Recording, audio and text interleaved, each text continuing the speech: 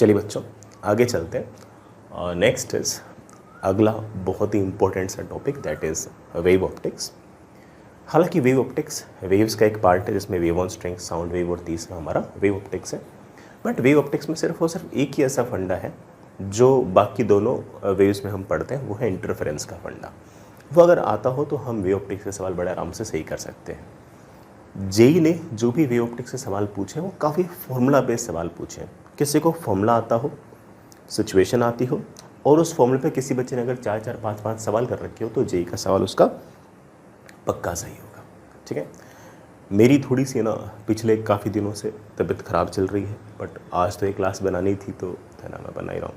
I may sound dull but आप ये मान के चलेंगे पढ़ाऊँगा तो पूरा है। ठीक है, मैं है ना ऐसा मत समझना कि ना सर की तबीयत ख़राब है तो सर कुछ ही पढ़ा देंगे, ऐसा नहीं होगा। ठीक है, तो I may sound dull but I will say everything right which is needed. Okay, next is बेटा जैसे कैसे वेव ऑप्टिक्स में ऑब्वियस बात है कि ना लाइट को वेव मानते हैं और उसके उस वेव नेचर को हम स्टडी करने की कोशिश करते हैं। लाइट जो है जैसा कि आप लोग जानते हो कि अपने आप में एक इलेक्ट्रोमैग्नेटिक वेव है। लाइट की इक्वेशन मैं ऐसे लिख सकता हूँ कि लेट से उसकी electric field E is equals to E naught sine of omega t minus k x plus theta. ये जो E नॉट है ये बेटा आपकी इलेक्ट्रिक फील्ड, मतलब एक तरीके से जो लाइट है वो इलेक्ट्रोमैग्नेटिक वेव है। उस इलेक्ट्रोमैग्नेटिक वेव की जो इलेक्ट्रिक फील्ड है उसका एम्पलीट्यूड है या फिर पीक वैल्यू है। कभी कोई अगर मुझसे इसकी RMS वैल्यू पूछेगा ना तो बड़ा एक काम करना है कि पीक वैल्यू को √2 से डिवाइड कर देना है। ये जो ओमेगा है बेटा this is your angular frequency. इसको आप हमेशा ऐसे लिख सकते हो omega is equals to 2πf या फिर 2π बाई टाइम पीरियड। बेटा कैपिटल T तो टाइम पीरियड हो गया और जो f है ये आपकी फ्रीक्वेंसी हो गई। फ्रीक्वेंसी की जो यूनिट है वो आपकी हर्ट्ज रहेगी। ठीक है, ये जो k लिखा हुआ है बेटा it is always equals to 2π by lambda. Lambda मतलब बेटा आपकी जो वेव है उसकी वेव लेंथ। और k का जो सही नाम है बेटा उसका सही नाम तो एंगुलर वेव नंबर है। हालांकि कई बुक्स में बेटा इसको वेव नंबर भी लिखा रहता है बट इसका एक्चुअल नाम तो जो रियल नेम है वो तो एंगुलर वेव नंबर ही है। ये जो E note sine omega t minus k x plus theta है जो अंदर वाली टर्म है ना, इसको हम फेज बोल सकते हैं। क्या बोल सकते हैं बेटा? फेज। इस लाइट की जो भी इंटेंसिटी होगी, इस लाइट की बेटा जो भी इंटेंसिटी होगी वो directly proportional to electric field के एम्पलीट्यूड के स्क्वायर की होगी। आप ऐसे कह सकते हो कि intensity is equals to some constant times E not का स्क्वायर। हालांकि मुझे ऐसा लगता है कि मैंने मेरे बच्चों को ना ये कांस्टेंट की वैल्यू भी सिखा रखी है इलेक्ट्रोमैग्नेटिक वेव्स वगैरह चैप्टर में। शायद ये थी half epsilon not E not का square into C। I really hope आपको याद होगा। हालांकि इस चैप्टर में इस फॉर्मूले की ज़रूरत नहीं होती, सिर्फ इस फॉर्मूले की से ही काम चल जाता है कि intensity directly proportional to amplitude का स्क्वायर है। ठीक है, next is superposition of two coherent source. पहली बात तो एक कोहेरेंट सोर्स क्या है बेटा? कोहेरेंट सोर्स मतलब जिनका ओमेगा सेम हो। कोई दो ऐसी वेव्स जिनका सेम ओमेगा बेटा उसे हम बोलते हैं कि these two sources are coherent sources या फिर these two waves are coherent waves. ठीक है, मैं एक बहुत ही सिंपलिस्टिक से एक सिचुएशन लेके आ रहा हूँ। बड़ा मान लो कि ये लाइट का कोई ना कोई सोर्स है S1, ये बड़ा कोई लाइट का सोर्स है लेट से S2। ठीक है, S1 के कारण कोई ना कोई लाइट आई जिसने x1 डिस्टेंस ट्रेवल की, S2 के कारण लाइट आई लेट से बड़ा उसने x2 डिस्टेंस ट्रेवल की। यहाँ पर कोई डिटेक्टर है जिसके पास दोनों वेव्स एक साथ आ रही हैं। S1 से जो वेव आई है उसने कुछ एक्स्ट्रा डिस्टेंस ट्रेवल की है। ये जो एक्स्ट्रा डिस्टेंस है इसकी वैल्यू बेटा मेरे पास है x1 माइनस x2। इसको मैं एक नाम भी देंगे बेटा, this is known as path difference. ठीक है, मान लो कि S1 के कारण जो वेव आ रही है उसका एम्पलीट्यूड लेट से E1 है। S2 के कारण जो इस डिटेक्टर के पास वेव आ रही है बेटा, मान लीजिए कि उसकी इंटेंसिटी E2 है। तो जब ये दोनों वेव्स D पॉइंट पर आएंगी तो एक रिजल्टेंट वेव बनेगी जिसको हम बोलते हैं सुपरपोजिशन। इस प्रोसेस को हम बोलते हैं सुपरपोजिशन। और जो रिजल्टेंट वेव बनेगी उसके एम्पलीट्यूड का फॉर्मूला होगा कि रिजल्टेंट एम्पलीट्यूड विल बी पहले वाले के एम्पलीट्यूड का स्क्वायर प्लस दूसरे वाले के एम्पलीट्यूड का स्क्वायर प्लस 2 टाइम्स पहले वाले वेव का एम्पलीट्यूड दूसरे वाले वेव का एम्पलीट्यूड इनटू कॉस ऑफ दोनों के बीच में फेज डिफरेंस। ये जो डेल्टा फाई लिखा है ये लिखा है फेज डिफरेंस। ये जो डेल्टा फाई है ये ऑफ कोर्स दोनों वेव्स के बीच के फेज का डिफरेंस है, फेज का डिफरेंस है। अक्सर ये जो फेज डिफरेंस होगा it will be 2 pi by lambda multiplied by दोनों वेव्स के बीच का जो पाथ डिफरेंस है वो होगा। अक्सर ऐसा होगा, अक्सर ऐसा होगा 2 pi by lambda multiplied by दोनों वेव्स ने जो दूरियां ट्रेवल की है उनके बीच का डिफरेंस कितना है, ये बड़ा आपका फेज डिफरेंस होगा। इस फेज डिफरेंस को यहाँ पर रख दो तो आपके पास रिजल्टेंट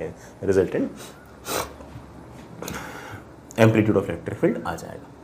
इसका अगर मैं स्क्वायर करूँ और वो वाला रिजल्ट यूज़ करूँ कि intensity is directly proportional to electric field का स्क्वायर, तो मेरे पास एक रिजल्ट और आएगा कि resultant intensity will be equal to पहले वाली वेव की इंटेंसिटी प्लस दूसरी वाली वेव की इंटेंसिटी प्लस 2 टाइम्स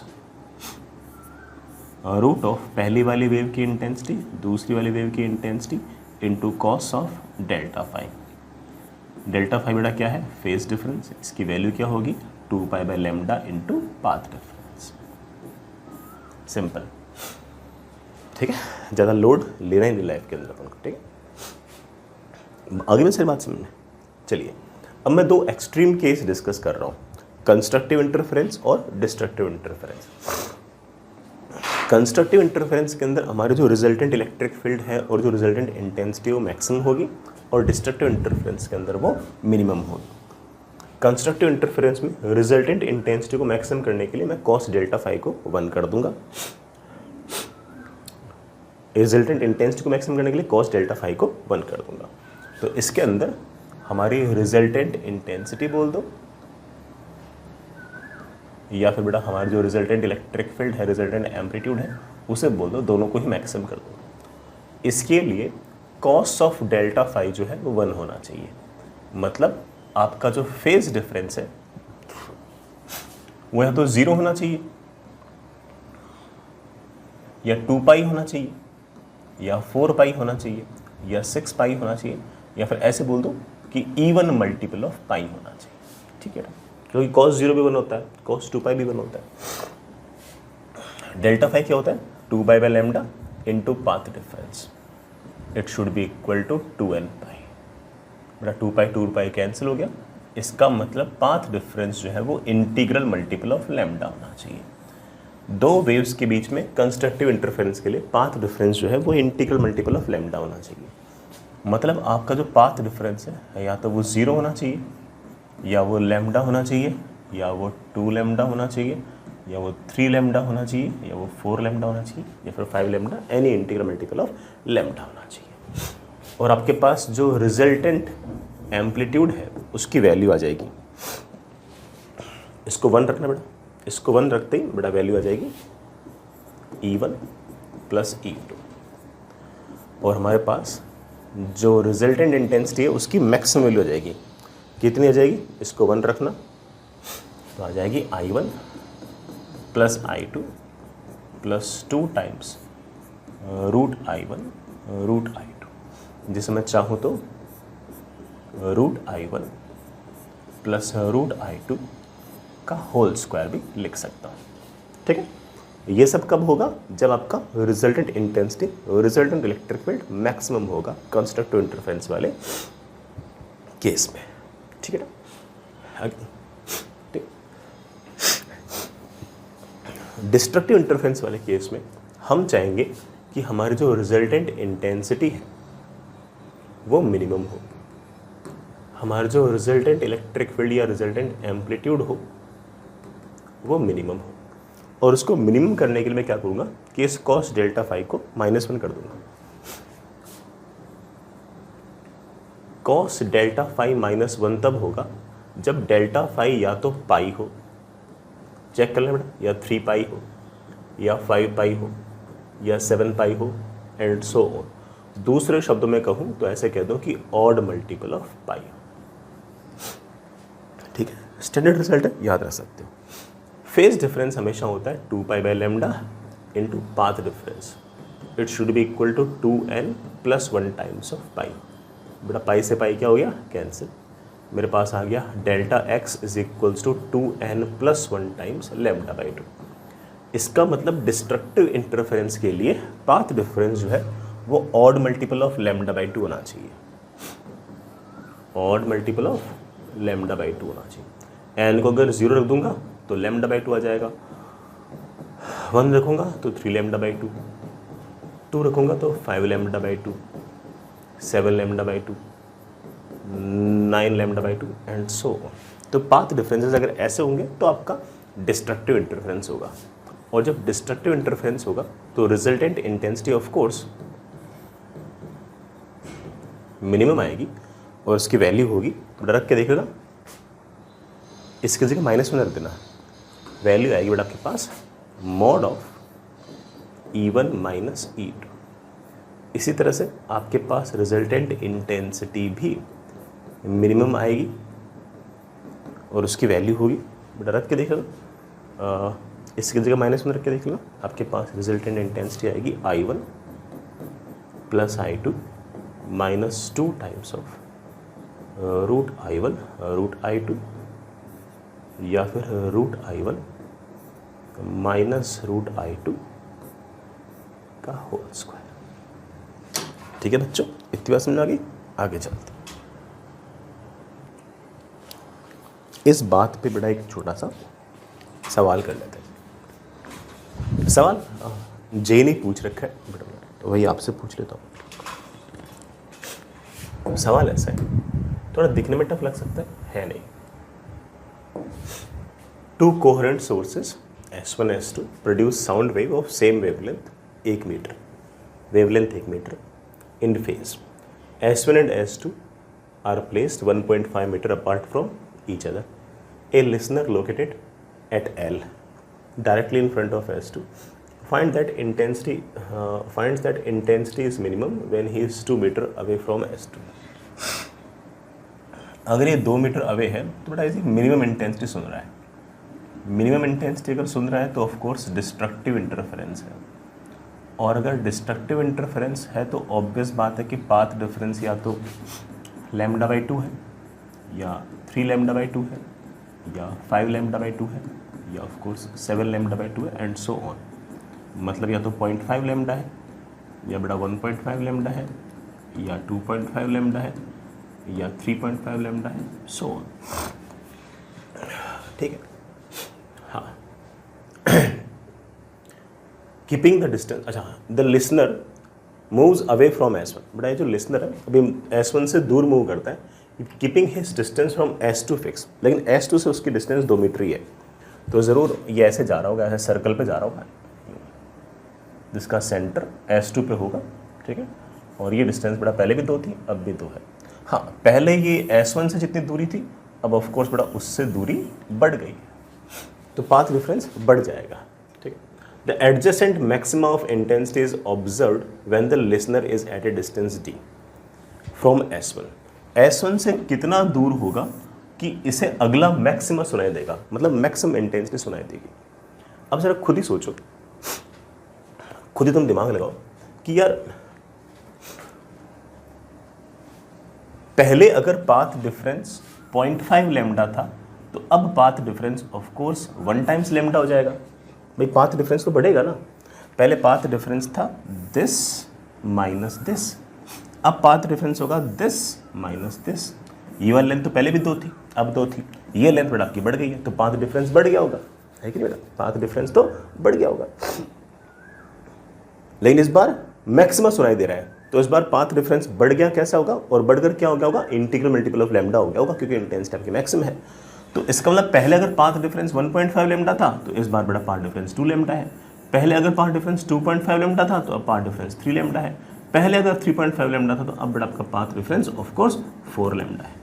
तो मैं बड़े आराम से ऐसे कह सकता हूँ कि नया वाला जो पाथ डिफरेंस है इट माइनस पुराना वाला जो पाथ डिफरेंस है it should be equal to, बड़ा डिफरेंस देखना, it should be of course 0.5 times of lambda. नया वाला path difference is equals to पुराना वाला path difference plus 0.5 times of lambda. नया वाला पाथ डिफरेंस बेटा क्या होगा, of course d minus two should be equal to delta x plus 0.5 times of lambda.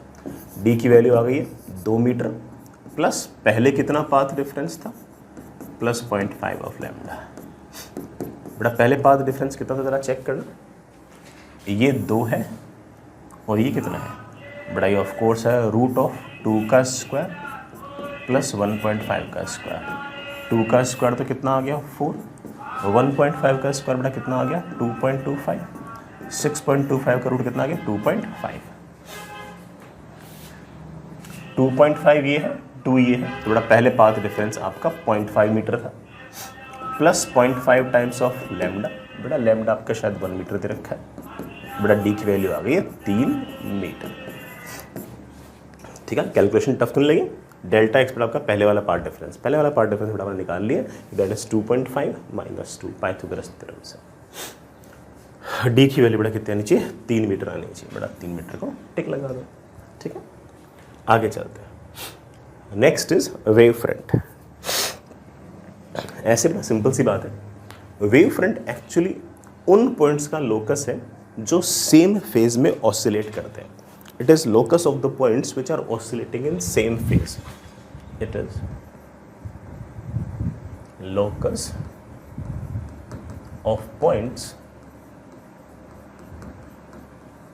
Oscillating in same phase.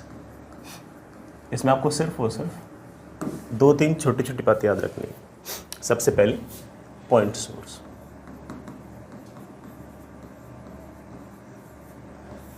अगर आपके पास इस तरह से अगर कोई पॉइंट सोर्स है तो जो वेव फ्रंट होंगे वो बेटा स्फेरिकल होंगे।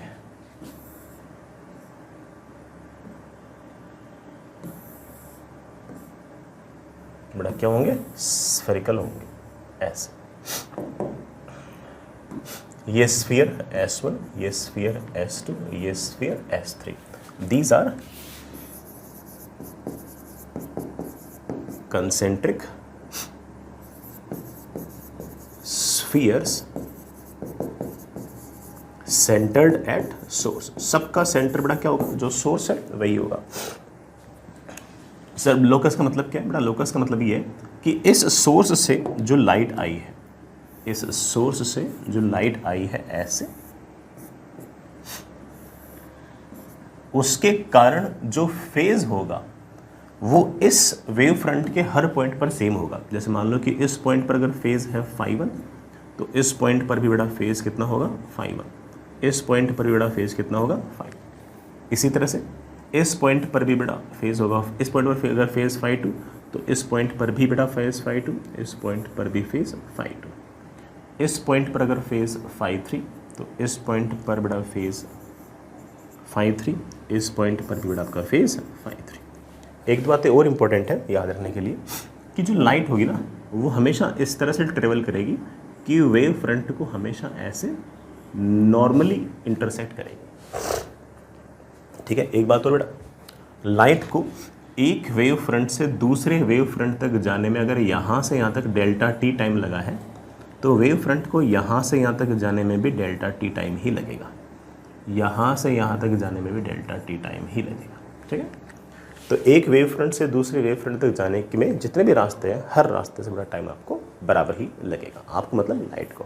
ठीक है, तो याद रखिए बेटा इस तरह से आपके पास वेव फ्रंट बनेगा। मैं इसमें बात और बोल दूँ बेटा, मान लो कि ऐसे कोई डाइवर्जिंग रेज निकल रही है किसी पॉइंट सोर्स से ऐसे, तो हम वेव फ्रंट बना देंगे ऐसा, स्फेरिकल बना देंगे। इन स्फीयर्स का सेंटर कहाँ पर होगा, इस पॉइंट सोर्स पे होगा। इसी तरह से बेटा मान लीजिए कि कोई लाइट जो है वो ऐसे किसी पॉइंट पर कन्वर्ज हो रही है, किसी पॉइंट पर कन्वर्ज हो रही है, तो वेव फ्रंट ऐसे स्फेरिकल बनेंगे। इन स्फीयर्स का सेंटर कहाँ पर होगा? इस पॉइंट पे होगा। ठीक है। नेक्स्ट इज, मैं एक छोटी सी बात और बोल दूं, अगर आपके पास पैरेलल बीम ऑफ लाइट है,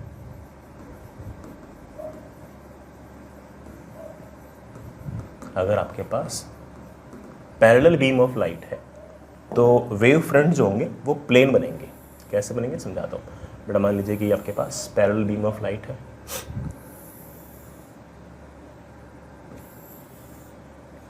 तो जो वेव फ्रंट बनेंगे वो ऐसे बनेंगे, ऐसे प्लेन्स बनेंगे।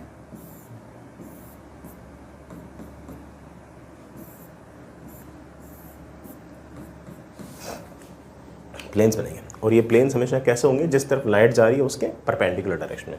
इसके प्रत्येक पॉइंट पर सेम फेज होगा, लेट्स से φ1।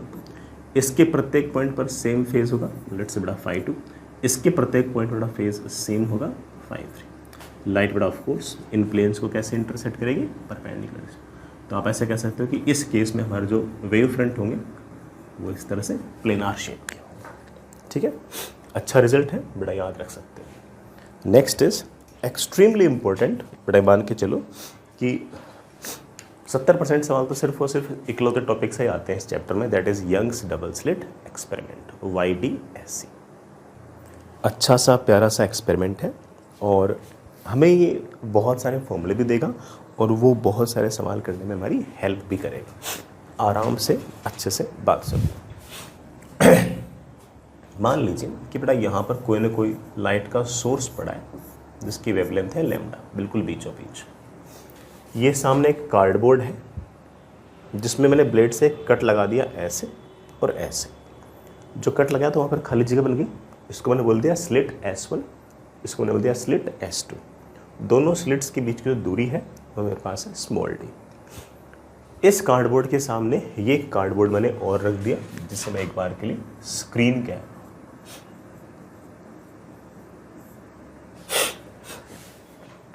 स्लिट्स और स्क्रीन के बीच की जो दूरी है वो आपके पास कैपिटल D है। ध्यान रखना, ऐसे शब्द सवाल के अंदर यूज कर रखे होंगे। Separation between the slits small d, separation between slits and screen capital D, light की वेवलेंथ लैम्डा। अब इस S वाले पॉइंट से बेटा लाइट आएगी, जाएगी तो हर तरफ, लेकिन इस स्लिट S1 से गुजर कर फिर कार्डबोर्ड पर जाएगी। जैसे स्लिट S1 से गुजरेगी वैसे ये लाइट ऐसे हर तरफ फैल जाएगी। स्लिट S2 से गुजरेगी बेटा वैसे ये लाइट हर तरफ फैल जाएगी। मान लीजिए कि ये लाइट ऐसे फैल कर किसी पॉइंट यहाँ पर पहुँच गई। स्लिट S2 से लाइट बेटा फैल कर किसी पॉइंट यहाँ पर पहुँच गई। ये जो बिल्कुल सामने पॉइंट था, जो मोस्ट सिमेट्रिक पॉइंट है, जिसे मैं एक नाम दे रहा हूँ सेंट्रल मैक्सिमा, जिसे मैं नाम दे रहा हूँ बेटा क्या? Central maxima. उस पॉइंट से ये वाला जो पॉइंट है P, मान लीजिए ये बेटा y डिस्टेंस ऊपर है,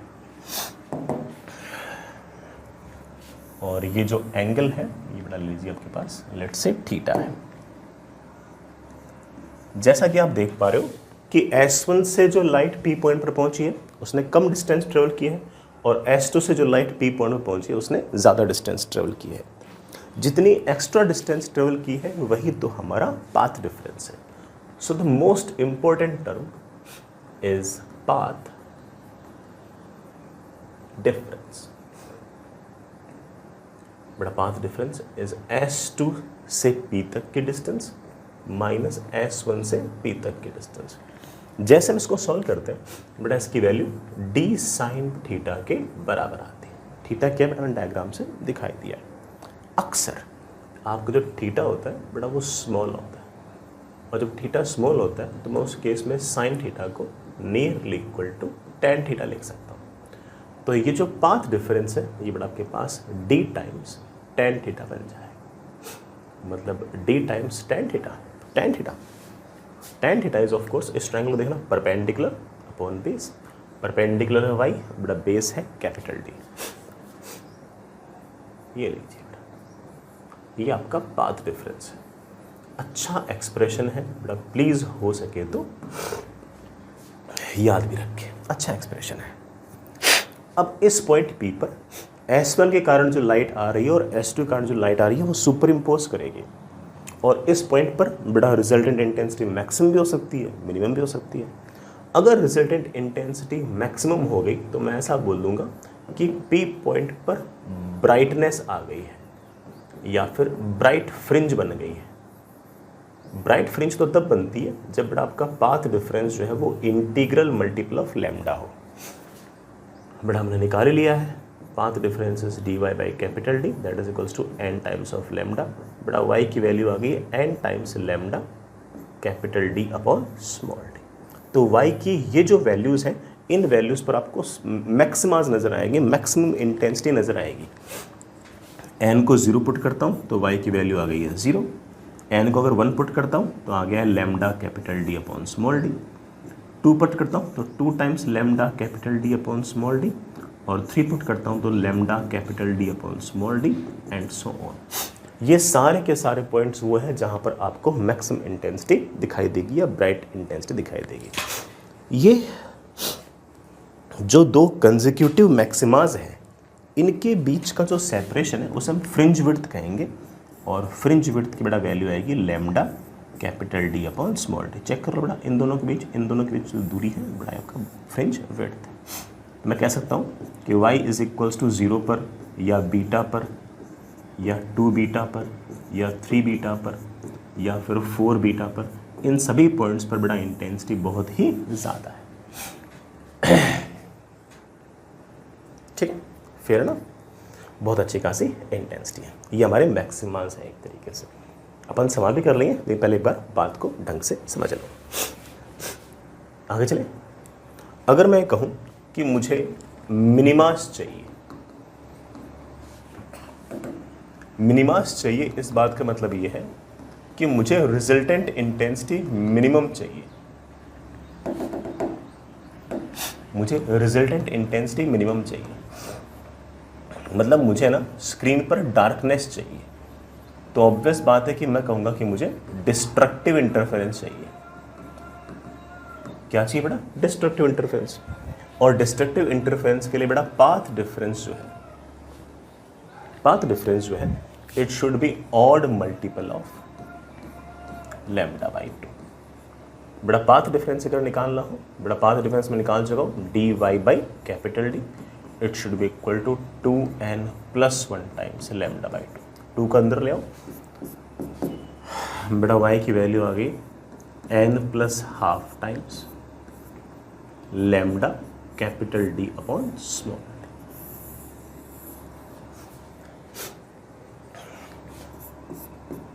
बड़ा मेरे पास आ गया, ज़रा ध्यान से देखो तो 0.5 times lambda capital D upon small d। बड़ा n को 1 रखूँगा तो 1.5 times lambda capital D upon small d, 2.5 times lambda capital D upon small d, 3.5 times lambda capital D upon small d and so on. ऐसे बहुत सारे बेटा आपके मिनिमास वाले पॉइंट आ गए। अगेन दो कंसेक्यूटिव मिनिमास के बीच का जो सेपरेशन है बेटा वो भी हमारा वही आ रहा है बीटा, जिसे हम फ्रिंज विड्थ कह रहे थे। मैं कह सकता हूँ पहला मिनिमा आया है 0.5 टाइम्स बीटा पर, दूसरा मिनिमा आया है 1.5 बीटा पर, तीसरा मिनिमा आया है 2.5 बीटा पर, चौथा मिनिमा आया है 3.5 बीटा पर। ऐसे बड़ा पांचवा मिनिमा आएगा 4.5 बीटा पर।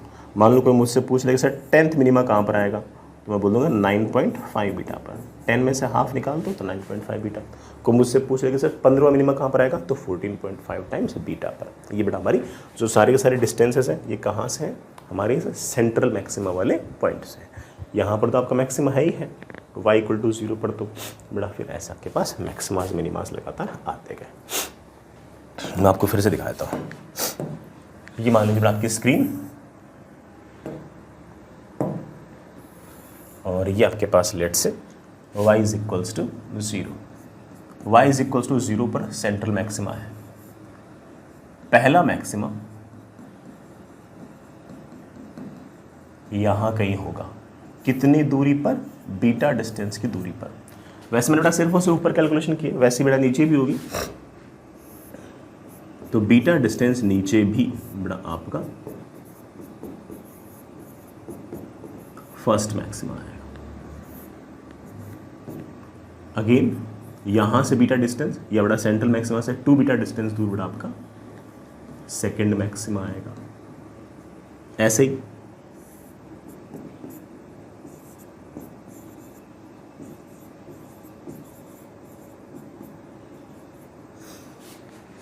बड़ा थर्ड मैक्सिमा कहां पर आएगा, यहां से बीटा डिस्टेंस दूर बड़ा आपका थर्ड मैक्सिमा।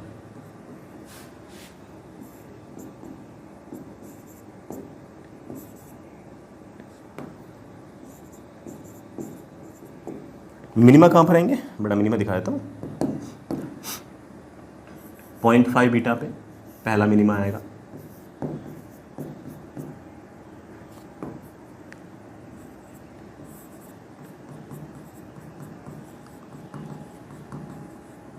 वैसे बड़ा 0.5 बीटा नीचे भी एक पॉइंट होगा जहां पर आपका फर्स्ट मिनिमा आएगा। सेंटर वाले पॉइंट पर तो मैक्सिमा ही है। इसी तरह से यहाँ से बीटा डिस्टेंस दूर, मतलब बड़ा यहाँ से 1.5 बीटा डिस्टेंस दूर बड़ा यहाँ पर आपका सेकंड मिनिमा आएगा। यहाँ से बीटा डिस्टेंस दूर, या बड़ा सेंट्रल मैक्सिमा से 2.5 बीटा डिस्टेंस दूर, यह बड़ा आपका थर्ड मिनिमा। ऐसे नीचे भी आएंगे, ठीक है। मेन चीज़ क्या याद रखनी है, फ्रिंज विड्थ याद रखनी है। अच्छा मैं एक छोटी सी बात और बोल दूँ, जैसे मान लो बेटा कि फॉर एग्जांपल यहाँ पर सेंट्रल मैक्सिमा, यहाँ पर फर्स्ट मैक्सिमा, और यहाँ से यहाँ तक की डिस्टेंस बेटा आपके पास है बीटा, ठीक है। नाउ ये रहा सेंट्रल मैक्सिमा और ये रहा आपका फर्स्ट मैक्सिमा। इन दोनों के बीच का ये जो एंगल है इसे मैं अल्फा से रिप्रेजेंट कर रहा हूँ, और इसे हम एंगुलर फ्रिंज विड्थ कहेंगे। क्या नाम देंगे बेटा, एंगुलर फ्रिंज विड्थ। और इसकी वैल्यू होगी angle is equals to beta upon capital D. Beta क्या होता है, lambda capital D upon small d, उसको डी से डिवाइड किया तो लैम्डा अपॉन स्मॉल डी। ये बड़ा आपकी एंगुलर फ्रिंज विड्थ है, ठीक है। अच्छे रिजल्ट्स हैं बेटा, प्लीज़ याद रखें। हम खूब सारे सवाल भी इन पे कर लेंगे, ठीक है। चलिए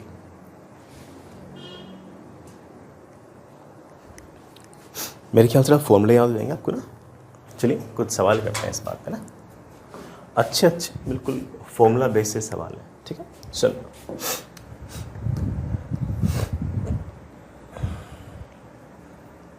if the source of light used in Young's double slit experiment is changed from red to violet, पहले बेटा आप रेड लाइट यूज कर रहे थे, बाद में आप वायलेट लाइट यूज करने लगे। और रेड की और वायलेट की बड़ा वेवलेंथ जो है वो सेम नहीं होती, वो अलग अलग होती है। सर किसकी ज़्यादा होती है, मैंने शायद पहले आपको याद भी करा रखी हो, violet, indigo, blue, green, yellow, orange, red. जैसे जैसे इधर जाओगे बेटा वैसे वैसे लैम्डा बढ़ेगा, तो रेड की वेवलेंथ ज़्यादा होगी। रेड की वेवलेंथ ज़्यादा होगी तो जो फ्रिंज विड्थ है lambda capital D upon small d, इसका आ जाएगा lambda R capital D upon small d, इसका आ जाएगा lambda V capital D upon small d. इसकी फ्रिंज विड्थ ज़्यादा आएगी, रेड के लिए फ्रिंज विड्थ ज़्यादा आएगी और वायलेट के लिए कम आएगी। तो मतलब पहले फ्रिंज विड्थ ज़्यादा थी, बाद में फ्रिंज विड्थ कम हो गई। फ्रिंज विड्थ अगर कम हो गई इसका मतलब सारे के सारे जो मैक्सिमास हैं वो एक दूसरे के नज़दीक आ गए, सारे के सारे जो मिनिमास हैं एक दूसरे के नज़दीक आ गए। There must be some option like that, consecutive fringe lines will come closer. अरे पहला ऑप्शन ही सही हो गया, पहला मैक्सिमा दूसरा मैक्सिमा दोनों के जो सेपरेशन है वो घट जाएगा, क्योंकि आपका लैम्डा घट गया तो फ्रिंज विड्थ घट गई। बाकी सारे ऑप्शंस तो बेटा ब्राइटनेस वगैरह को इंटेंसिटी को लेके उसके बारे में कोई इन्फॉर्मेशन दे नहीं रखी तो हम कमेंट नहीं कर सकते, ठीक है। डन, पहला ही आंसर हो गया। ये बेटा लास्ट ईयर का सवाल था। नेक्स्ट इज, मैंने जितने भी सवाल लिए बेटा मोस्टली सवाल लास्ट ईयर के या लास्ट टू लास्ट ईयर के ही लिए, ठीक है। In Young's double slit experiment 2 slits are separated by 2 millimetre. बेटा 2 स्लिट्स हैं, उनके बीच जो सेपरेशन है वो 2 मिलीमीटर है। And the screen is placed 1 metre away. बड़ा स्क्रीन जो है वो इनसे 1 मीटर दूर है। मैं तो बेटा फिर भी डायग्राम बना रहा हूँ, आपको ऐसे डायग्राम बनाने की जरूरत है नहीं, आप तो सिर्फ और सिर्फ वैल्यूज़ लिख दोगे तब भी काम चल जाएगा, लेकिन मुझे तो चीज़ें एक्सप्लेन करनी होती ना, इसलिए मैं तो डायग्राम बना देता हूँ। ठीक है, आपको लगे कि नहीं सर कोई डायग्राम की जरूरत नहीं है, सिर्फ और सिर्फ वैल्यूज पढ़ का आंसर आ जाएगा, तो यू आर राइट। ठीक है, मैं तो इसलिए कर रहा हूँ, मुझे तो बच्चों को समझाना होता है, इसलिए मैं डायग्राम बना लेता हूँ। कैपिटल डी बेटा मेरे पास 1 मीटर है, light of wavelength 500 nanometre is used. बेटा मैंने लाइट यूज़ कर रखी है ऐसे, और उस लाइट की जो वेवलेंथ है बेटा वो कितनी है, 500 nanometre. Then the fringe separation will be, बेटा फ्रिंज सेपरेशन मतलब एक ब्राइट फ्रिंज और दूसरी ब्राइट फ्रिंज के बीच का सेपरेशन, मतलब फ्रिंज विड्थ पूछिए भाई, बहुत आसान। बेटा इससे आसान सवाल तो पेपर में क्या होगा, इससे आसान सवाल तो पेपर में वही है जो शुरू में पूछ रखा है, बेटा आपका नाम क्या है, ठीक, आपका रोल नंबर क्या है, पापा का नाम क्या है, ठीक है। इससे आसान तो क्या पूछेंगे बेटा, beta is lambda capital D upon small D. और ये मत सोचना कि सर ने खुद ने कोई सवाल बनाया, एग्जैक्टली वही सवाल यूज़ किया तो जेई ने पूछ रखा है, मैंने अपनी तरफ से कोई सवाल लिया ही नहीं है। मैं जो सवाल क्लास में लूँगा ऑफ कोर्स इससे टफ ही लेता हूँ, है ना। लैम्डा दे रखा 500 nanometre, 500 into 10⁻⁻⁹ metre. Capital D is 1 metre, small D is 2 millimetre, that is 2 into 10⁻⁻³ metre. एक बड़ा मीटर मीटर कैंसिल हो गया, ये बड़ा कितना आ गया 250, ये आ गया 10⁻⁻⁶, मतलब 0.250 इंटू 10⁻⁻³ मीटर, मतलब 0.25 मिलीमीटर। बड़ा एक बार चेक करना, कोई ना कोई ऑप्शन होना चाहिए ऐसे। यस, पहला वाला ऑप्शन ही, टिक लगा दो उसे। ठीक है, मैंने थोड़ा फिर भी डायग्राम बनाया, आपको डायग्राम बनाने की भी जरूरत नहीं है, लैम्डा दे दिया, कैपिटल डी दे दिया, स्मॉल डी दे दिया, बता दो सब कुछ, क्या दिक्कत है। ठीक है, आगे चलते बेटा। नेक्स्ट इज अगला सवाल, अगेन जेई का सवाल। ए फ्रिंज विड्थ, इस बार डायग्राम बिना बनाए काम चल लूँ, ठीक है, पिछले बनाया था वैसे बेटा सवाल वापस से। The fringe width of 6 millimetre, बेटा fringe width of 6 millimetre is produced for 2 slides separated by 1 millimetre. बेटा इसका मतलब स्लिट्स के बीच में दूरी 1 मिलीमीटर है, कोई दिक्कत नहीं है। The screen is placed 10 metre away, बेटा स्क्रीन जो है वो 10 मीटर दूर है, तो कैपिटल डी बेटा 10 मीटर दूर है। मुझसे पूछा है वेवलेंथ कितनी होगी नैनोमीटर के अंदर। अरे ठीक है, पिछले वाला सवाल जैसे तो है, पिछली बार लैम्डा दे दिया था, बीटा पूछ लिया, इस बार बीटा दे दिया, लैम्डा पूछ लिया। ठीक, हो सकता कि बच्चों को ऐसा लग रहा हो कि सर तो बेवकूफ़ बना रहे हैं, अरे बेटा ऐसे सवाल पूछ लीजिए, मैं क्या करूँ यार, है ना। ठीक है, कर लो, मैं क्या करूँ बेटा इसमें, beta is equals to lambda capital D upon small D. Lambda पूछा है तो beta small d upon capital D. हाँ बेटा, बीटा कितना है 6 मिलीमीटर, स्मॉल डी कितना है 1 मिलीमीटर, कैपिटल डी कितना है 10। ठीक है बेटा, ये कितना आ गया 6 इंटू 10⁻⁻⁷ मीटर। सही निकाला है। हाँ बेटा, मैं इसको भी लिख सकता हूँ, दैट इज 600 इंटू 10⁻⁻⁹ मीटर, या फिर 600 नैनोमीटर। बेटा मुझसे 600 नैनोमीटर, तो एक्स की वैल्यू पूछी बेटा, एक्स की वैल्यू कितनी आ गई 600, नैनोमीटर तो पहले से लगाए रखा, तो आंसर इज 600। ठीक है, आगे चलते हैं बेटा। अगला सवाल आराम से पढ़ो, आराम से करो। ठीक है,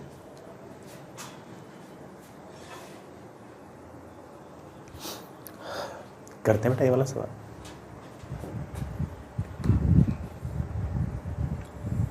हाँ, Young's double slit experiment, the separation between the slits. बेटा दोनों स्लिट्स के बीच की जो दूरी है वो 0.15 मिलीमीटर है। In the experiment source of light of wavelength, बेटा लाइट की जो वेवलेंथ है वो 589 नैनोमीटर दे रखी है, and interference pattern is observed on a screen kept 1.5 metre away. Screen जो है वो 1.5 मीटर दूर है। The separation between successive bright fringes, बेटा दो ब्राइट फ्रिंजेस के बीच की दूरी कितनी है। अगेन बेटा ये तो वही सवाल आ गया, beta is equals to lambda capital D upon small D. Lambda is 589 into 10⁻⁻⁹ metre. बड़ा capital D is of course 1.5 metre और स्मॉल डी इज बड़ा ऑफ कोर्स 0.15 इंटू 10⁻⁻3।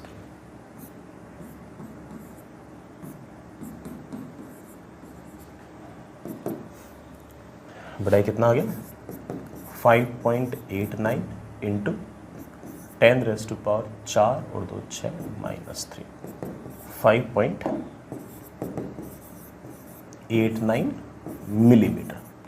बड़ा ये हमारा आंसर आना चाहिए। अब बड़ा 5.89 के तो नियरेस्ट ये वाला है 5.9 मिलीमीटर। ठीक है, आगे चलते हैं।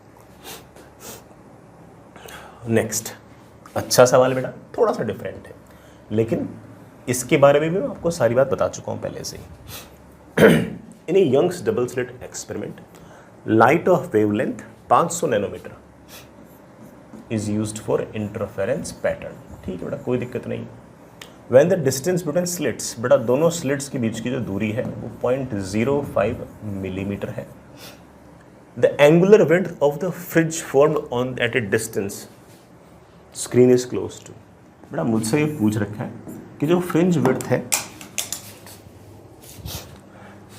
ना बेटा, जो फ्रिंज विड्थ है द एंगुलर विड्थ पूछ रखी है। इसकी मुझे एंगुलर विड्थ पूछ रखी है, ये वाला एंगल पूछ रखा है। आप बोलोगे सर इसी एंगुलर विड्थ को तो हमने एंगुलर फ्रिंज विड्थ पे कहा था। Angular fringe width is of course beta upon capital D that comes out by lambda upon small D. Lambda है 500 इंटू 10⁻⁻⁹। बड़ा ये है 0.05 इंटू 10⁻⁻3।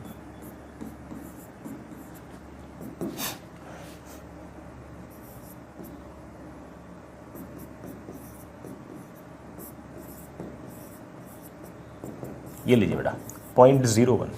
बेटा ऐसे मीटर अपॉन मीटर करते हो तो ये आंसर जो आता है हमेशा रेडियन में आता है। लेकिन बेटा मुझसे आंसर किसमें पूछ रखा है? बेटा मुझसे आंसर पूछ रखा है डिग्री के अंदर, तो 0.01 रेडियन। देखो यार इतना तो आपको याद ही है कि एक रेडियन जो है वो लगभग 57 डिग्री के बराबर होता है। अगर नहीं याद तो बताया तो कि पाई रेडियन जो होता है वो 180 डिग्री के बराबर होता है। तो एक रेडियन जो है वो 180 अपॉन पाई डिग्री के बराबर होगा, मतलब 180 डिवाइड बाई 3.14। ये बड़ा रफली 57 डिग्री के आसपास आता है। मुझे तो 0.01 रेडियन चाहिए। It is of course 0.57 degree. बेटा कोई ऑप्शन होगा ऐसा? हाँ बेटा बिल्कुल ऑप्शन है। कौन सा? थर्ड वाला। ठीक है, ये हमारी एंगुलर फ्रिंज विड्थ पूछ रखी है। इसमें कैपिटल डी की जरूरत ही नहीं है, सवाल के अंदर दिया भी नहीं है, जरूरत भी नहीं है। दे भी रखा हो तो अपन वैसे भी इग्नोर करते हैं उसको ना। आगे चलते बेटा, ऐसा सा ही एक और सवाल आराम से इत्मीनान से पढ़िए कीजिए। इन a Young's double slit experiment 16 fringes are observed in a certain segment on the screen when light of wavelength 700 nanometre is used। ठीक है, ये स्क्रीन है, स्क्रीन का कोई सर्टेन सेगमेंट है, इसके अंदर कुल मिलाकर आपके 16 फ्रिंजेस नजर आ रही हैं। एक फ्रिंज जो है वो बीटा डिस्टेंस की होती है, तो ऑफ कोर्स यहाँ से तक मान लो उस पोर्शन की लंबाई अगर एल है तो ये 16 टाइम्स ऑफ बीटा है। बेटा पहले वाली फ्रिंज विड्थ को मैंने बीटा 1 मान लिया ऐसे। ठीक है, if the wavelength of light is change to 400 nanometre the number of fringes observed in the same segment. अब उसी लेंथ के अंदर मैं वेवलेंथ चेंज कर दूंगा, वेवलेंथ चेंज कर दूंगा तो बीटा चेंज हो जाएगा, बीटा चेंज हो जाएगा, तब ऑब्वियस बात है कि ना अब ज़्यादा या कम नंबर ऑफ फ्रिंजेस आ सकती है। जैसे पहले ना आपका लैम्डा ज़्यादा था, अब लैम्डा कम हो गया, लैम्डा कम हो गया तो फ्रिंज विड्थ कम हो गई, फ्रिंज विड्थ कम हो गई तो अब ज़्यादा फ्रिंजेस आ सकती है, उतनी जगह में ज़्यादा फ्रिंजेस आ सकती है।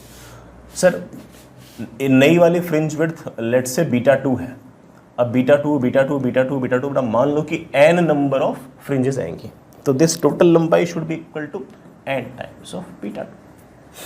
ठीक है, 16 times lambda 1 capital D upon small d should be equal to n times lambda 2 capital D upon small d। 16 times, बेटा पहले वाली वेवलेंथ कितनी है 700 nanometre, should be equal to n times, बेटा बाद वाली वेवलेंथ कितनी है 400 नैनोमीटर, बेटा नैनोमीटर नैनोमीटर कैंसिल, n की वैल्यू आ गई 16 इंटू 700 बटे 400, बेटा कितनी आ गई 28 फ्रिंजेस आने चाहिए। समझते हो बेटा, पूरी लंबाई अगर आपके पास मान लो कि स्क्रीन पर L है और मान लो कि पहले वाली जो फ्रिंज विड्थ है वो अगर बीटा 1 है, तो बीटा वन कितने पैटर्न आ रखे हैं 16 पैटर्न आ रखे हैं, तो 16 times beta 1 should be equal to L। बाद में लैम्डा चेंज हो गया तो अब कितने आएंगे, बेटा बोल देना कि n times beta 2 should be equal to length उतनी, इन दोनों को बराबर कर दिया, आंसर आ गया। चलिए बच्चों एक और सवाल कर लेते हैं, अच्छा सा सवाल है, आराम से इत्मीनान से निपटा दीजिए। In Young's double slit experiment, slits are separated by a gap of 0.5 millimeter and the screen is placed at a distance 0.5 meter. The distance between first and third bright fringe, बेटा पहला और जो तीसरा ब्राइट फ्रिंज है उनके बीच में distance कितनी होगी अगर लाइट की वेवलेंथ 5890 एंगस्ट्रॉम है। तो सोचता हूं बेटा,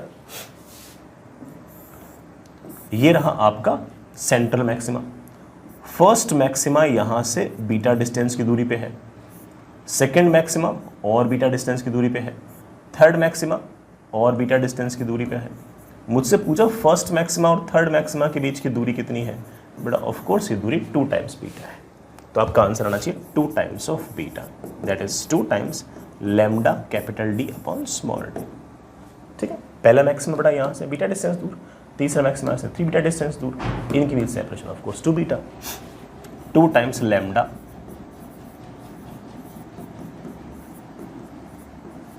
capital D upon small D, small D is बेटा 0.5, 1 मीटर मीटर बेटा कैंसिल हो गया।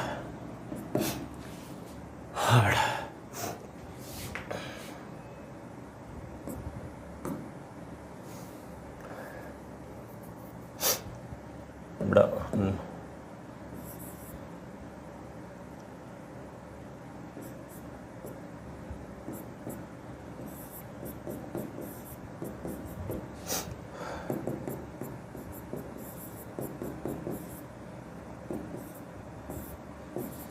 ये बड़ा आंसर आना चाहिए, चेक कर लो बेटा, ये सही लग रहा है, मीटर में हो बड़ा आंसर और क्या। ठीक है, ये बेटा आपका आंसर हो गया।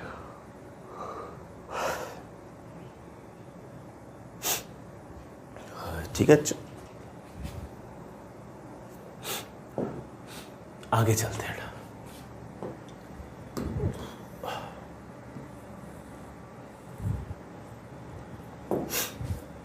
In a Young's double-slit experiment, 15 fringes are observed on a small portion of screen when light of wavelength 500 nanometre is used। ठीक है ना, ये कोई स्मॉल पोर्शन ऑफ स्क्रीन है और इसमें कुल मिलाकर 15 पैटर्न आ रखे हैं। तो मान लो कि एक पैटर्न की थिकनेस है बीटा 1, तो 15 पैटर्न हो जाएंगे 15 टाइम्स बीटा 1, ये बड़ा हमारे स्क्रीन के यहाँ से तक के पोर्शन की लंबाई है। 10 fringes are observed on the same section of the screen, उतने ही सेक्शन पे when another light of wavelength lambda is used, तो बड़ा it should be equal to 10 fringe आ रही है तो 10 टाइम्स ऑफ बीटा 2, बड़ा ये वाली वेवलेंथ पूछ रखी है, निकाल देंगे 15 times lambda 1 capital D upon small d should be equal to 10 times lambda 2 capital D upon small d, ये दोनों तो कैंसिल, 15 टाइम्स लैम्डा 1,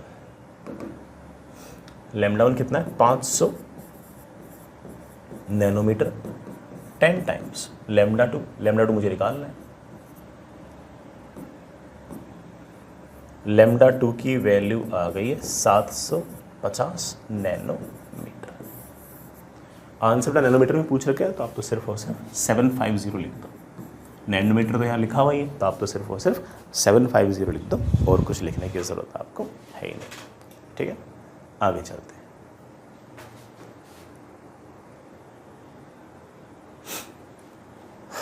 चलिए बेटा, नेक्स्ट इज रिजल्टेंट इंटेंसिटी। अभी तक तो बेटा हमने सिर्फ और सिर्फ ये देखा कि कहाँ मैक्सिमा आएगा, कहाँ मिनिमा आएगा, लेकिन जहाँ मैक्सिमा आएगा वहाँ पर कितनी इंटेंसिटी आएगी, जहाँ मिनिमा आएगा वहाँ कितनी इंटेंसिटी आएगी, ये भी हम डिस्कस कर लेते हैं। बेटा मान लीजिए कि इस तरह का अरेंजमेंट है,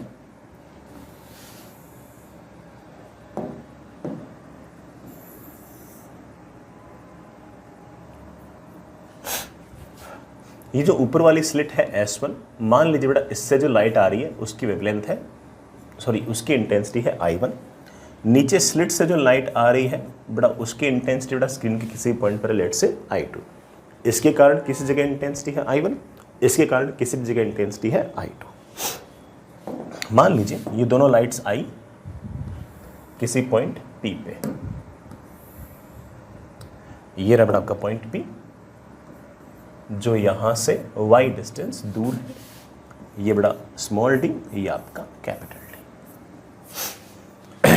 अब इस पॉइंट P पर जो रिजल्टेंट इंटेंसिटी होगी दैट विल बी, बड़ा फॉर्मूला याद है ना, पहले वाले के कारण इंटेंसिटी दूसरे वाले के कारण intensity plus 2 times root of पहले वाले के कारण इंटेंसिटी दूसरे वाले के कारण इंटेंसिटी इनटू कॉस ऑफ दोनों वेव्स के बीच में कितना फेस डिफरेंस है। Simple, I1 plus I2 plus 2 times root of I1 I2, बड़ा कॉस ऑफ फेस डिफरेंस का बड़ा आराम से लिख सकता हूँ 2 pi by lambda multiplied by path difference. ये जो पाथ डिफरेंस है ये मेरे बच्चों को पहले से लिखना सिखा चुका हूँ, इसे हम लिख सकते हैं dy by capital D। Small d क्या है, कैपिटल D क्या है, y क्या हम पहले से जानते हैं। जब y की वैल्यू n टाइम्स बीटा हुई, मतलब बेटा आपके मैक्सिमाज हुए, उन पॉइंट्स पर आपकी इंटेंसिटी सबसे ज़्यादा आएगी। रख के देखना छोटा, रख के देख लेना, उस टाइम बेटा ये आपका 1 हो जाएगा और ये 1 होते बेटा आपकी इंटेंसिटी मैक्सिमम आएगी और वैल्यू आएगी I1 plus I2 plus 2 times root I1 I2 या फिर root I1 plus root I2 का होल स्क्वायर। ठीक है, अगर मैं अपने डार्क फ्रिंजेस की बात करूं या मिनिमास की बात करूं तो उसके लिए y की वैल्यू को एक बार आप 2n प्लस 1 बीटा बाई 2 रख देना।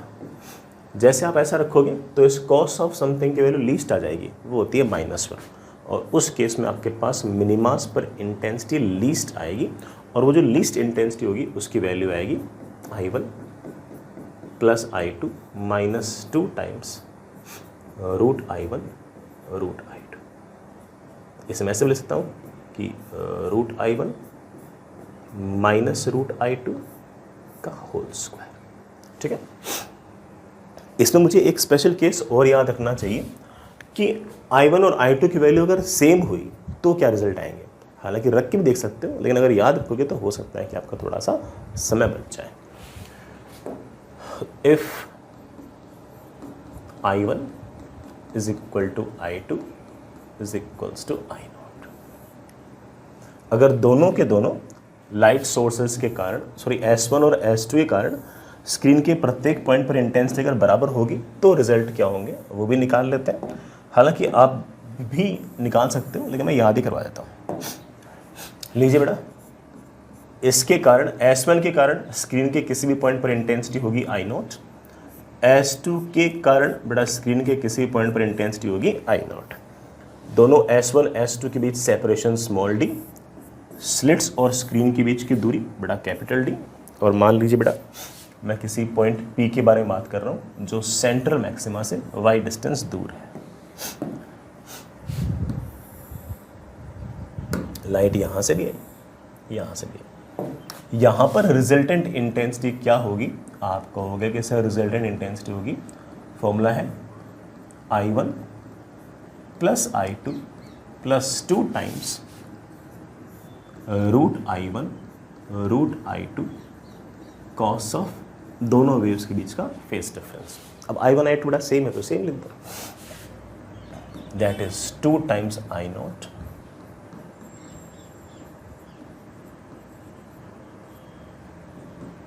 बेटा इसको मैं लिख सकता हूँ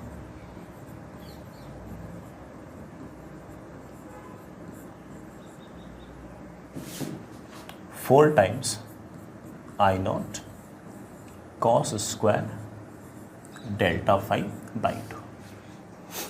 ठीक, कॉस ऑफ समथिंग की जो वैल्यू है बेटा वो of course cos square something की जो वैल्यू वो 0 से लेकर 1 तक वेरी करेगी। तो मैक्सिमम इंटेंसिटी आपके पास आएगी 4 आई नॉट, दैट इज ये बेटा मैक्सिमम इंटेंसिटी आएगी 4 आई नॉट कॉस स्क्वायर।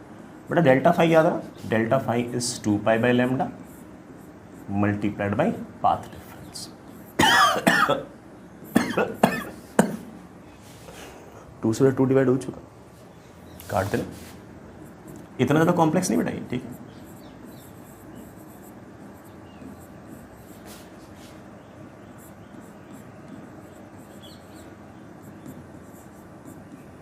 कोई सा भी एक याद रख लो बेटा। पाथ डिफरेंस हम कैसे लिखते थे, डी साइन थीटा, उसको हम लिखते थे D tan theta, D ten और डी वाई बाई डी लिखते थे। लैम्डा कैपिटल डी पर स्मॉल डी बेटा आपका बीटा हुआ करता था। कई बच्चे बेटा ये वाला फॉर्मूला भी याद रखते हैं, ठीक है। आप ये भी कह सकते हो कि किसी भी पॉइंट पर इंटेंसिटी होगी मैक्सिमम। अच्छा मैं एक बार बात बताऊंगा, रुक जाओ। अब जो भी आपके मैक्सिमाज वाले पॉइंट है, मतलब बीटा की वैल्यू, सॉरी वाई की वैल्यू या तो 0 ले लो या बीटा ले लो या 2 बीटा ले लो या 3 बीटा ले लो, कुछ भी ले लो, रख के देख लें बेटा। आपके पास इंटेंसिटी मैक्सिमम आएगी and that will be 4 times I not. मतलब आई नॉट और आई नॉट मिलकर बेटा वहाँ पर क्या हो जाएगा 4 I not. This is your constructive interference. It will occur at central maxima, first maxima, second maxima, third maxima and like that. ऐसे बेटा कहीं ना कहीं मिनिमा भी होगा। मिनिमा होगा वाई की वैल्यू बेटा कहाँ पर 0.5 बीटा पर, 1.5 बीटा पर, 2.5 बीटा पर एंड सो ऑन, रख के दिख लेना। और यहाँ पर आपके पास मिनिमम इंटेंसिटी आएगी 0। कहाँ आएगी बेटा, पहले मिनिमा पे, दूसरे मिनिमा पे, तीसरे मिनिमा पे, इन जगह आपकी रिजल्ट इंटेंसिटी 0 आ जाएगी। मतलब आई नॉट और आई नॉट मिलकर 4 आई नॉट भी हो सकता है, आई नॉट और आई नॉट मिलकर 0 भी हो सकता है। And this concept is known as interference, ठीक है। मैं एक बात तो बोल दूं कि आपके पास जो इंटेंसिटी आ रही है इट इज जो मैक्सिमम पॉसिबल इंटेंसिटी हो सकती है किसी भी ब्राइट फ्रिंज पर times cos square pi y by beta या फिर बेटा I max times cos square phase difference upon. जैसे लिखना चाहो बेटा वैसे लिखो, कोई दिक्कत नहीं है, ठीक है। आगे चलते हैं, कुछ सवाल करते हैं बेटा फॉर्मूले का ना। चलिए सवाल सुनिए बेटा, अच्छा सा सवाल। 2 coherent light sources having intensity in the ratio 2x। मतलब बेटा एक की वजह से इंटेंसिटी डिवाइड बाय दूसरे की वजह से intensity is 2x, sorry. Then the ratio of I max minus I minimum upon I max plus I minimum कर लेंगे बेटा।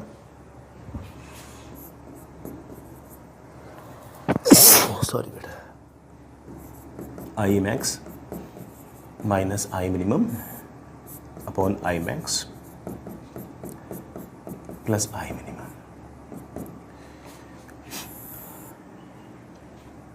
एक की वजह से इंटेंसिटी I1 है, दूसरी वजह से I2 है, तो मैक्सिमम कितनी होगी?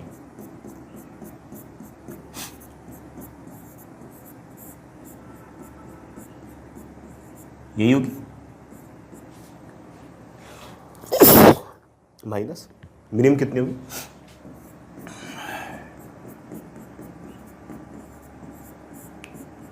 ये होगी divide by this plus this.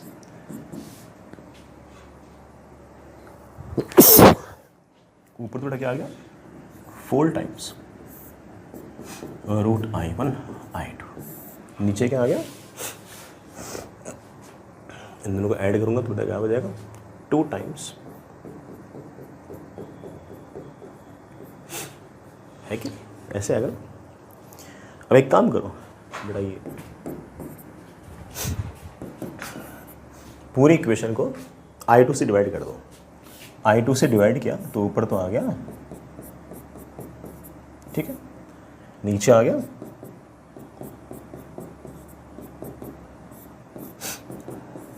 But I1/I2 मुझे शायद 2x दे रखा है।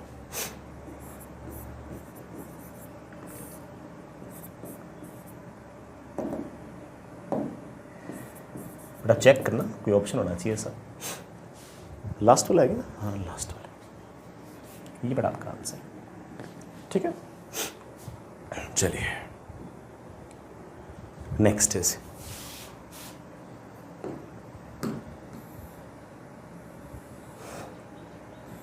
क्या कह रहे बेटा ये वाला सवाल। In Young's double slit experiment the width of one of the slit is thrice the second slit. बेटा एक स्लिट की विड्थ और दूसरे स्लिट की विड्थ, स्लिट्स के बीच का सेपरेशन है विड्थ, वो बेटा ऐसे 3:1 के रेशियो में है। The amplitude of the light coming from slit is directly proportional to slit width.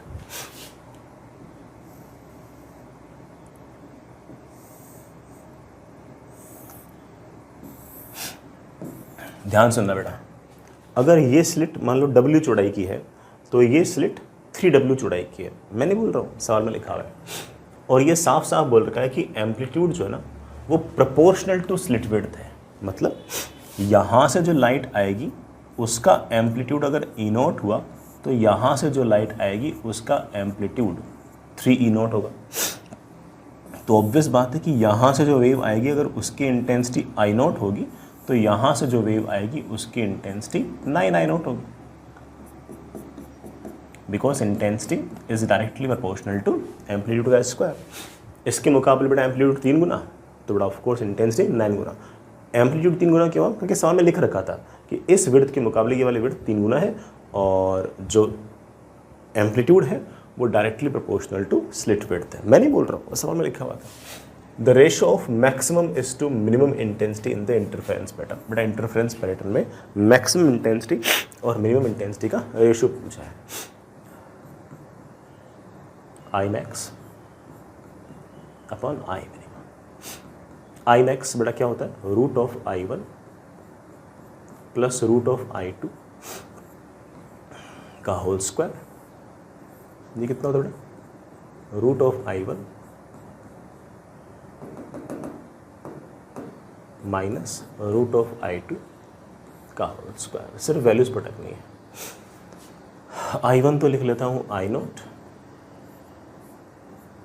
I2 लिख लेता हूँ 9 times,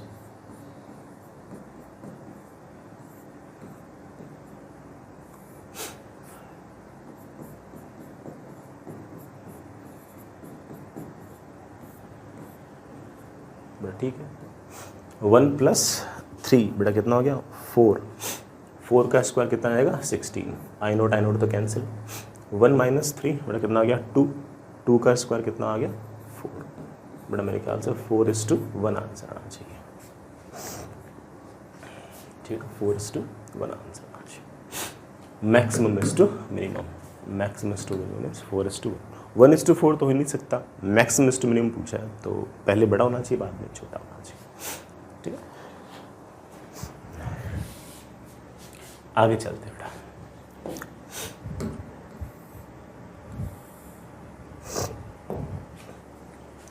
A Young's double slit experiment is performed using monochromatic light of wavelength lambda. Monochromatic मतलब ऐसी light जिसके पास सिर्फ और सिर्फ एक ही लैम्डा हो। The intensity of light at a point on the screen where path difference is lambda. बड़ा path difference जहाँ पर लैम्डा होता है वहाँ पर कंस्ट्रक्टिव इंटरफेरेंस होता है, और जहाँ पर कंस्ट्रक्टिव इंटरफेरेंस होता है बेटा वहाँ पर आपकी इंटेंसिटी मैक्सिमम होती है। और बेटा मैक्सिमम इंटेंसिटी कितनी रखी है कि कोई दिक्कत नहीं।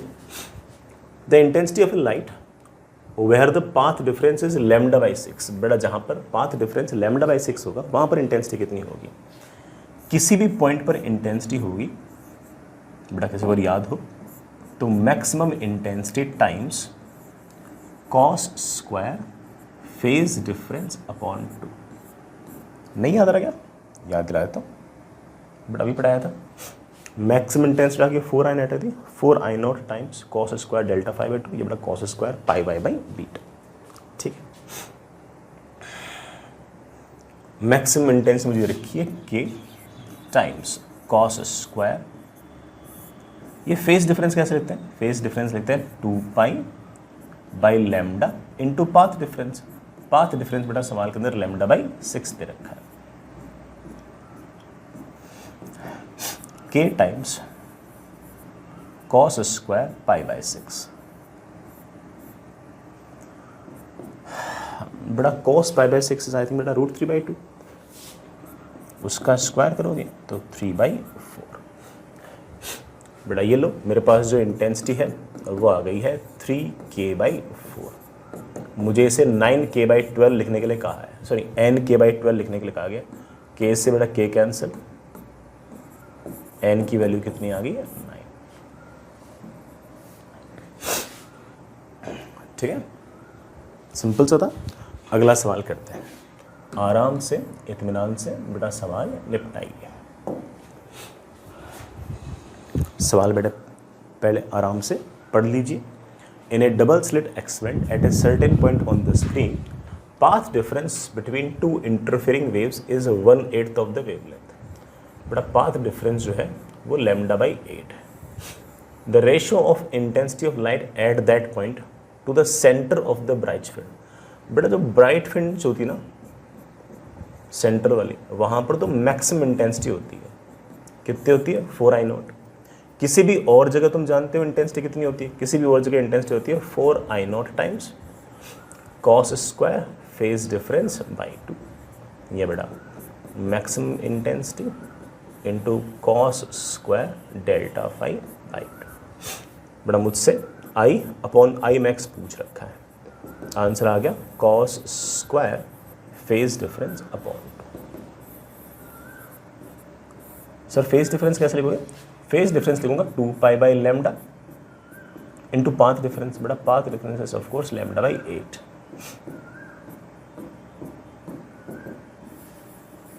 Cos square pi by 8।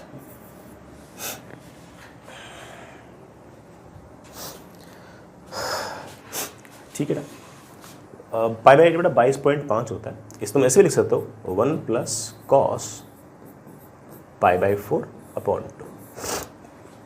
कोई दिक्कत तो नहीं बेटा। Cos square theta can be written as 1 plus cos 2 theta upon 2। तो मेरे पास आ गई है intensity upon maximum intensity is cos square pi by 8। बेटा pi by 8 is 22.4 degree, that is 1 plus 1/√2 upon 2, that is √2 plus 1 upon 2√2।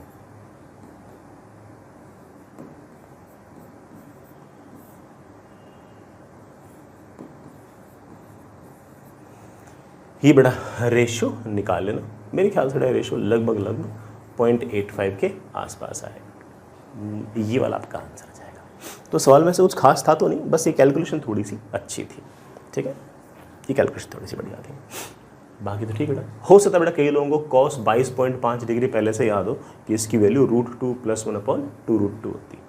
Sign 22.5 degree की value होती है √2 माइनस 1 अपॉन 2√2। इसकी बेटा वैल्यू √2 प्लस 1 अपॉन 2√2। ठीक है, हो सकता है कई बच्चों को पहले से भी याद हो। ठीक है, आगे चलते हैं।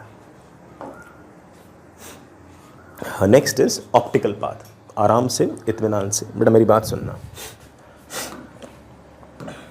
मान लीजिए बेटा ये मेरे पास कोई ट्रांसपेरेंट मीडियम है जिसकी थिकनेस है T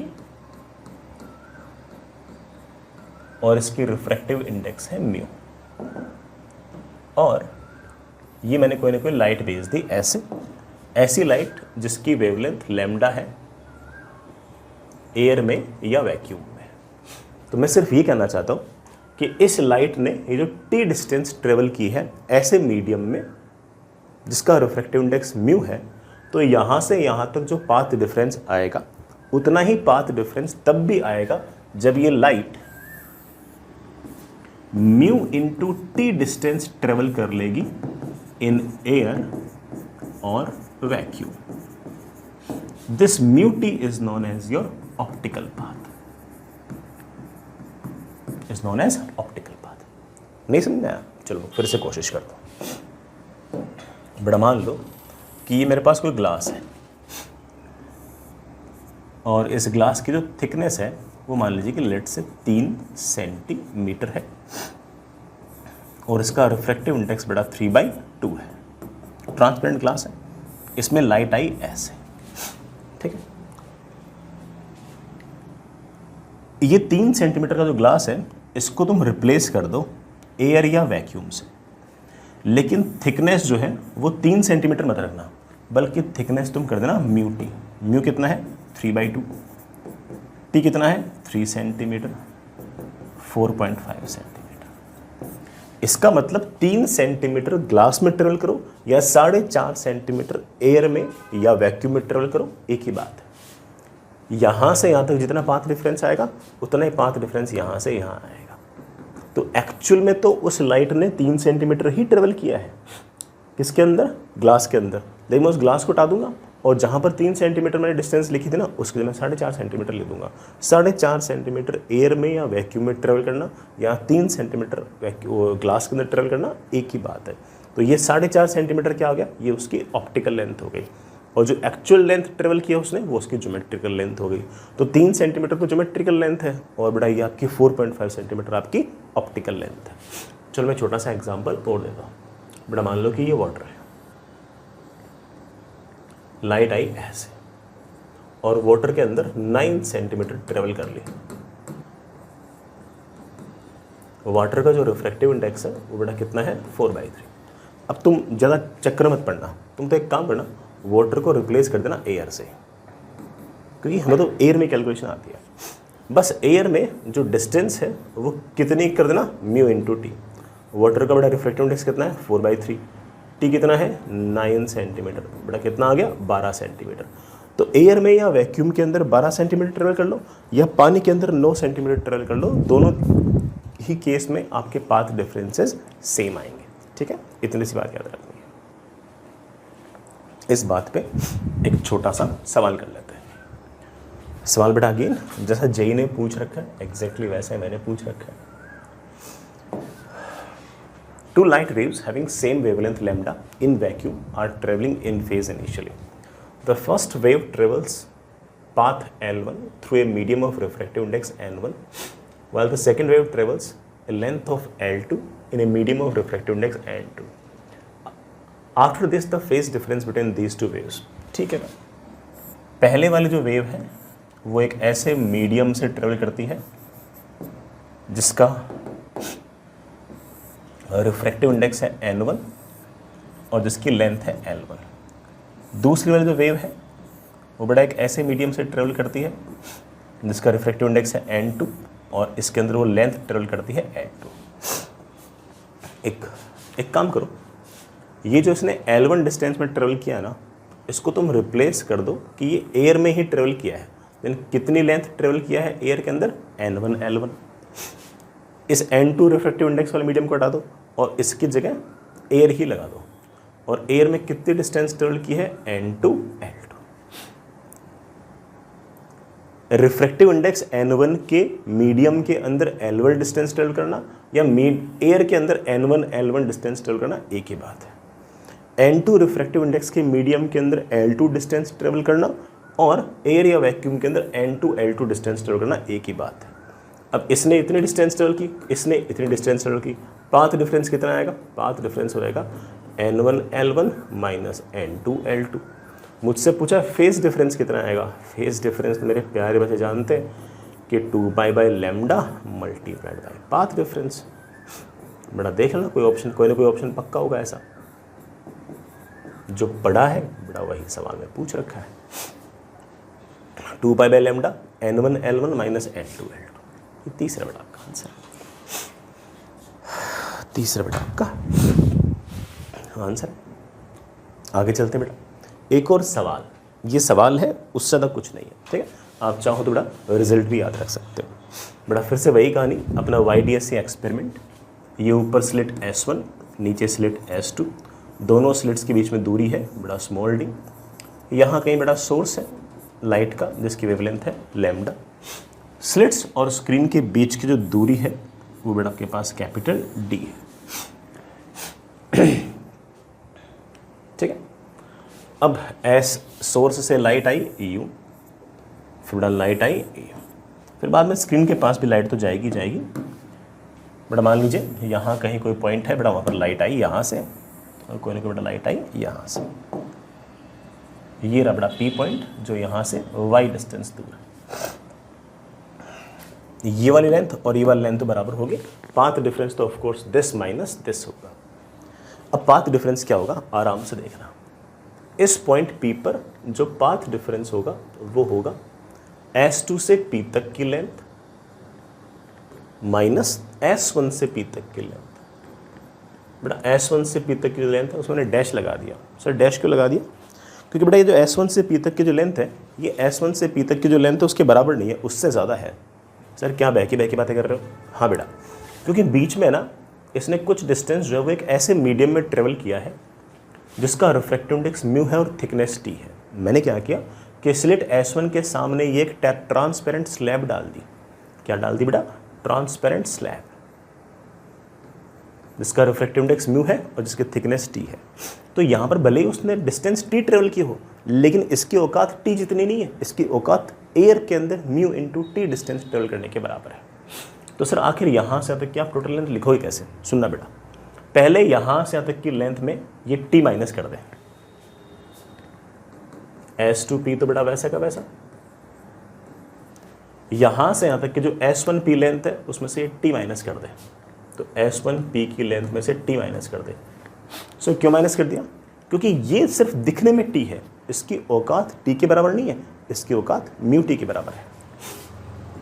तो टी की जगह म्यू टी लिखो और मेरे पास आ गया that is S2P minus S1P minus of mu minus 1 into T.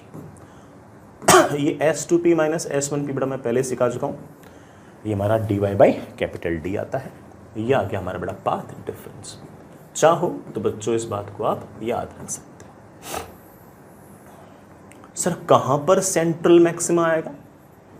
इस बार बेटा आपका सेंट्रल मैक्सिमा जो है ना वो इस सिमेट्री वाले पॉइंट पे नहीं आएगा। सेंट्रल मैक्सिमा तो वहाँ आया करता था जहाँ पर आपका पाथ डिफरेंस 0 हुआ करता था। बड़ा पाथ डिफरेंस 0 एक बार करके देखना। ले बेटा पाथ डिफरेंस बेटा जहाँ पर 0 किया बड़ा वहाँ पर मेरे पास आ गया D capital D upon small D into mu minus 1। ये वो पॉइंट आ गया बेटा जहाँ पर आपका सेंट्रल मैक्सिमा होगा। कौन सा होगा? Central maxima. तो सेंट्रल मैक्सिमा यहाँ कहीं नहीं होगा, थोड़ा सा हल्का सा ऊपर होगा। अगर आपने स्लैब यहाँ लगा दी तो थोड़ा सा सेंट्रल मैक्सिमा ऊपर शिफ्ट हो जाएगा। अगर आपने स्लैब यहाँ लगाई होती तो बेटा आपका सेंट्रल मैक्सिमा थोड़ा सा नीचे शिफ्ट हो जाता। ये आपका बेसिकली शिफ्ट है। चाहो तो बेटा इस शिफ्ट को आप याद भी रख सकते हो, मर्जी बेटा आपकी। चाहो तो बेटा आप इस शिफ्ट को याद भी रख सकते हो। अब अगर किसी ने मुझसे पूछ लिया कि सर nth मैक्सिमा कहाँ होगा, बेटा बिल्कुल घबराने की जरूरत नहीं है। nth मैक्सिमा होगा, पहले nth मैक्सिमा था n टाइम्स बीटा पर, अब वो होगा n times beta plus shift. ये ले ऐसे कर लिया। तो सारे का सारा जो पैटर्न है वो ऊपर की तरफ शिफ्ट हो गया। पहले पांचों मैक्सिमा 5 बीटा पे था, अब वो होगा 5 बीटा प्लस आपका शिफ्ट बेटा इस फॉर्मूले से बड़े आराम से बड़े इत्मीनान से निकाल सकते हो। ठीक है बेटा, आई रियली होप सारा का सारा समझ गए होंगे। ठीक है, अगले क्लास में थोड़ा सा और पढ़ेंगे। ये थोड़ा सा जो पोर्शन था YDSC वाला ये ज़्यादा समय देने वाला है, इसको आप और भी समय दे सकते हो। ठीक है, इस पर और भी सवाल कर सकते हो, लेकिन जैसे सवाल मैंने कराए हैं आप मान के चलो कि वैसे सही सवाल आपसे जेईई के अंदर पूछे भी जाएंगे। ठीक है, चल।